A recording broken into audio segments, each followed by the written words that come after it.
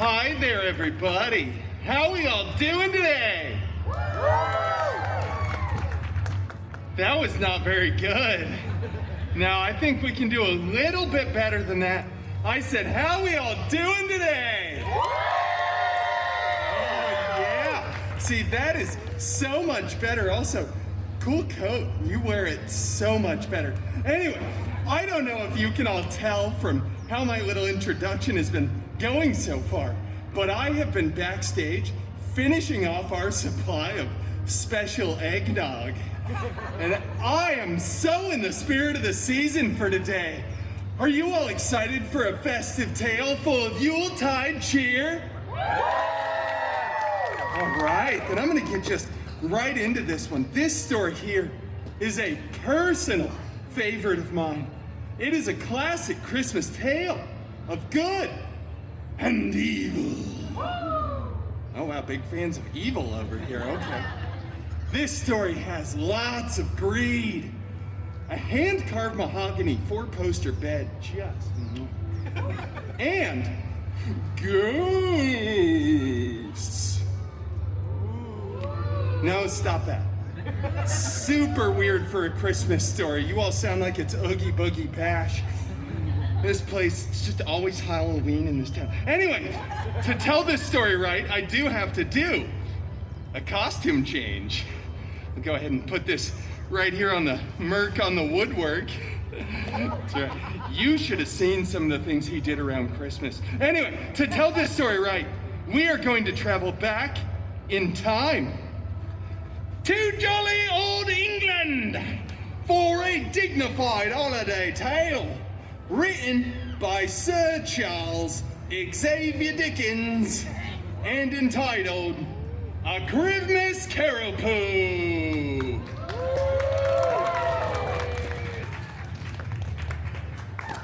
I fear some of you don't understand Cockney accent. Let me say it again. It's entitled A Christmas Peterpool. Okay, see, yeah, I was right. You just didn't understand. It'd have been so weird if you wouldn't have understood an obvious applause cue. Don't embarrass me like that again. All right, anyway, we're gonna get to this one. Like I said, I just love this story. It brings so much joy and makes you feel so glad that it's that time of the year. I'm so sad this is the last day I'm gonna be reading it, but I'm gonna start right at the beginning. We're gonna do all 267 pages today. So oh yes, it is time for us to feel joy. Marley was dead. You are a weird crowd. I don't think the Disneyland Resort registered trademark actually meant to sign off on this script. Let me see, Marley was dead, dead as a doornail. Indeed, very dead. What was wrong with this guy? Oh, here we go. Okay, this is better. I like this. The meanest man in all of London town was a vile, ugly, hairy, smelly, prickly, miserly old brute by the name of Loganezer Scrooge. That's right. He's not even here. You don't have to cheer for him. Old Loganezer was a real curmudgeon who hated the holidays and always walked around saying, "Bah humbug, bub," whatever that means.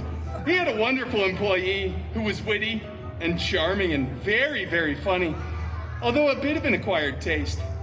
His name was Wade Cratchit Pool.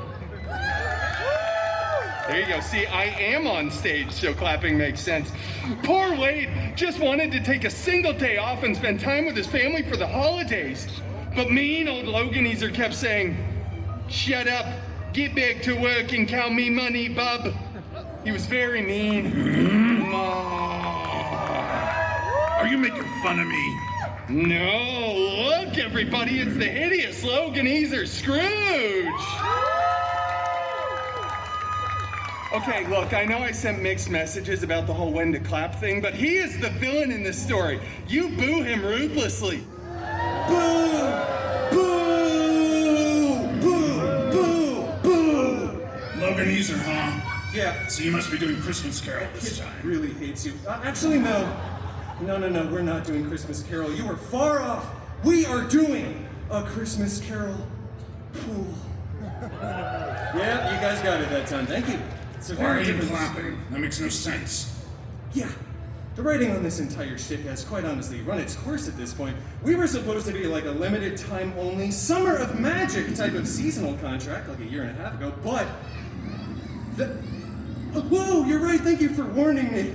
Yeah, we're not going anywhere, little child. We are not going anywhere. Just like those weird limited edition popcorn buckets with the enormous gaping mouths. Wow, that was a great impression. You were terrifying that child even more than I did.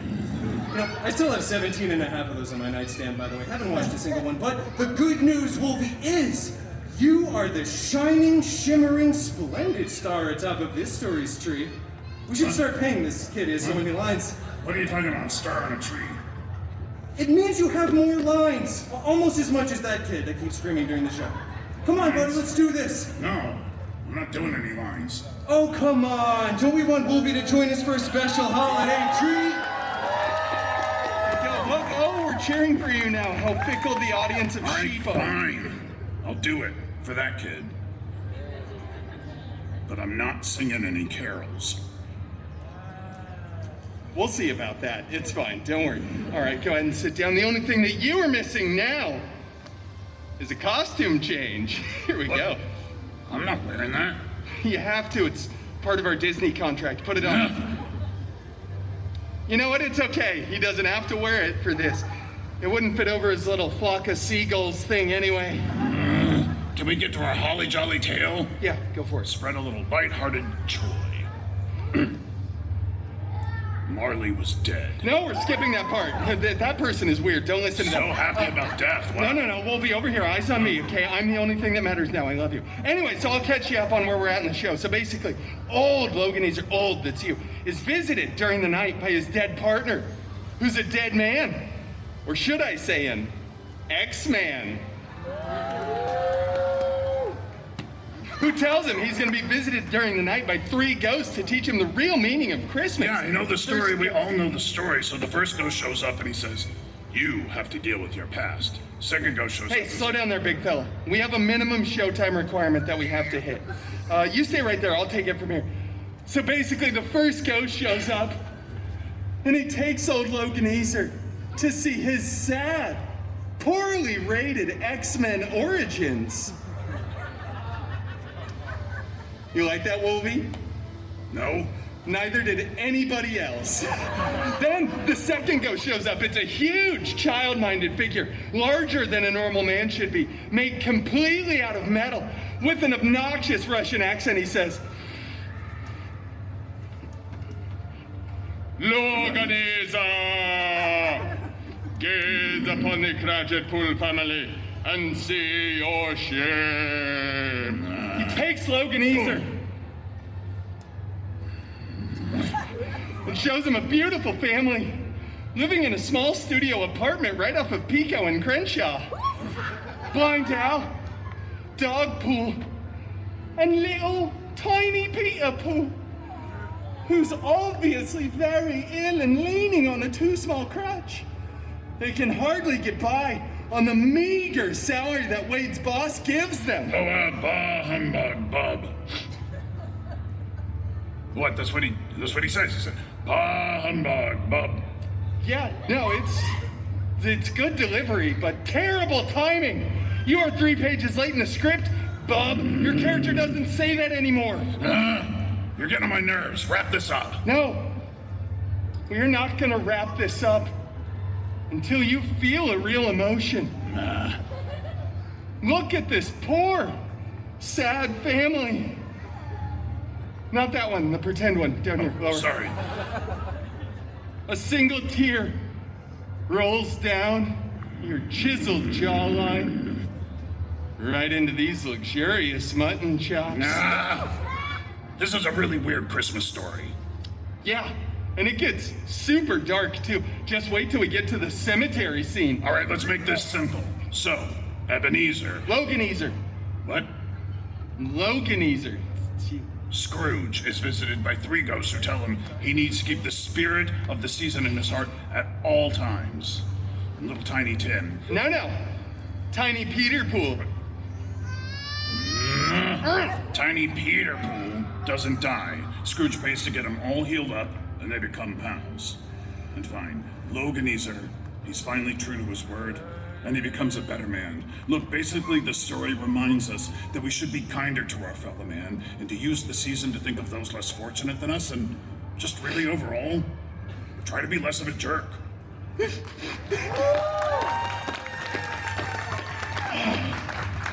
Wolfie, you really earned that tepid round of applause. All right, don't get carried away, bud. You see, children, the spirit of the season can live deep, deep inside of all of our hearts, even in old, and I really do mean old, miserly, furry, ugly. Watch it, bud.